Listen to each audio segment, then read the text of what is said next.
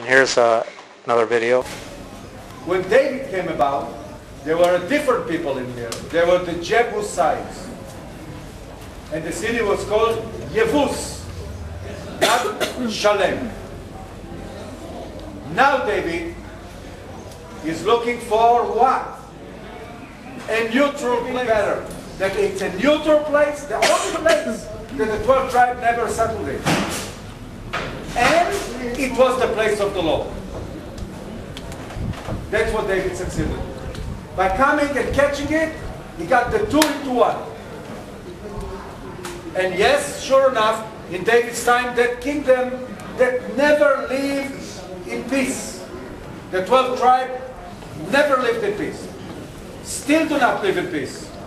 Because otherwise would have all been united in here. But David succeeded. So how did David go about to conquer Jebus that never has been conquered before?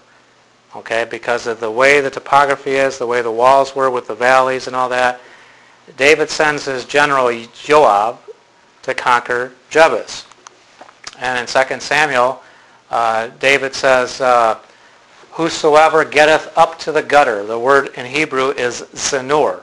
Now most scholars believe it has to do with a water tunnel that he snuck under the city and brought the troops in because they couldn't go through the walls or over the walls and couldn't climb it. But the Gihon spring, the Gihon water, was the water supply of the city, as we talked last, we did this last month. And there was a way that Joab found to enter into the city like a Trojan horse sneak attack. And David said in 1 Chronicles, he said, whosoever smiteth the Jebusites first shall be the chief and captain. So Joab, the son of Zeruiah, went first up and was the chief. So Joab, who is the general in David's army, because he took David at his word and he went and did this and led it, that he became basically the chief of staff for King David. Here's a little, this is Joab and his people coming through the tunnel. A cute little thing I found. Continue to dig adjacent to that, near the Gihon spring, and we'll point this out just briefly in passing. Adjacent to that, they found the actual tunnel through which Joab came and led the troops in through these cavities up to conquer the city. You are living in biblical history. David, of course, gets control of Jebus. He's got it now. They conquer it. Now, one of the first things that King David is going to do, that he's going to take the fortress of the Jebusite king, and he's going to go live in it, and he's going to rebuild it, and he's going to establish his palace on there, on top of it, and make it bigger, the palace of David. That's how Joab, who was so smart, gave it a name. Now, what is the story of this Joab? You know who was Joab, son of Zeruiah? Yeah. King David, chief of staff, main soldier. By the way, he was a scum back of a human being. Good. But in any case, talking about that, David sent him and all of his mighty men to catch the city by surprise. They did the Trojan horse story. They entered through a water channel, surprised the city, we got the city. But David said something else to all of them.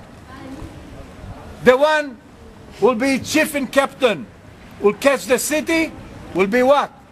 Will be able to name the city after himself. Joab knew very well. Now he got the city. If he call it after Joab, the king will kill him. Because a king is a king. Every king wants the city on his name. But if he not call it, because the king said different, what will he do? What is the meaning of the word, of the name Zion? Metsuyan, Zion, means what? Excellent. He did not call it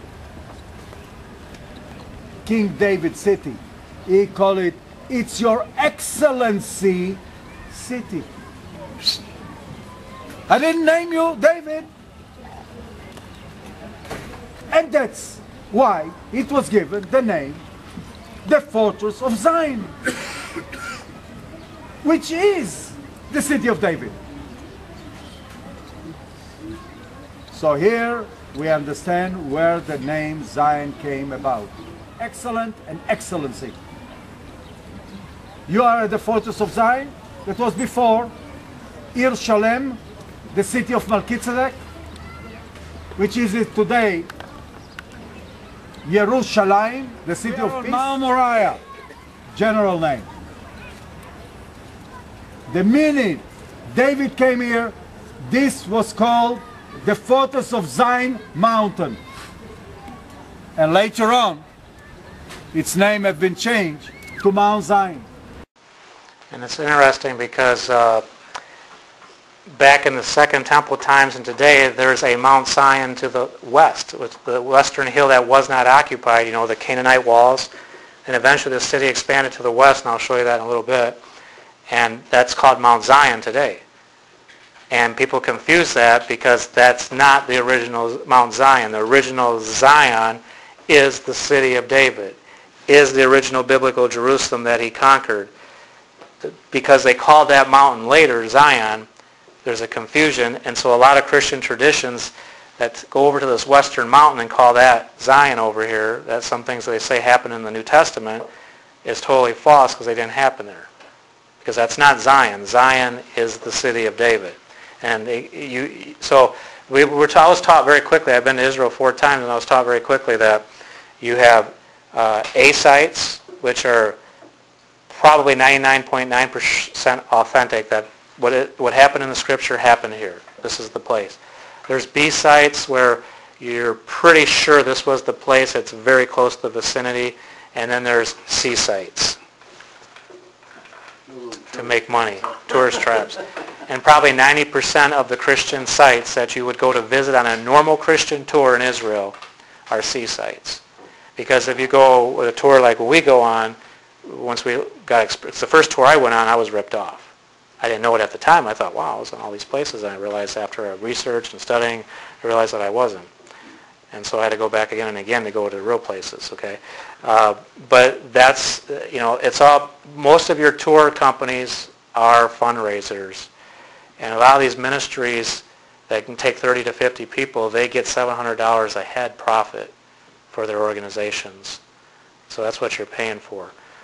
So you got to know some things and know some people. Unfortunately, we've been fortunate enough to be able to link up with that. Now, David got in there, and he's got a peace treaty with Hiram, the king of Tyre, which is in Lebanon to the north. And he sent all these cedar trees and carpenters and masons. And, of course, David wasn't allowed to build a temple, so David focused on his house, his palace, for King David now. And, of course, here you see the stronghold of Zion. The stronghold means the fortress, the castle. The castle of Zion, the same is the city of David. So the fortress, the city of David, the Zion, which he conquered, which means your excellency city, is the city of David. Okay? David took the castle of Zion, which is the city of David. The city of David, which is Zion. Zion is the city of David. It's not the western hill that was not occupied at that point, and later took the name Mount Zion. Okay? And it's very important. Zion, biblically, historically, is what David conquered. That little small area of 9 acres, which he added to build his palace, is about 11, 12 acres. Here's a possible, it takes off here, a depiction of what his palace may have looked like. Once again, we come back to this picture. This is the city of David down here. Of course, there's nowhere to build. The walls are encompassing the natural terrain of the valleys. So the only place that David can build and extend is to the north, and he builds his palace up here, up north on Mount Moriah, but all this is still a threshing floor, has not have a temple on there yet.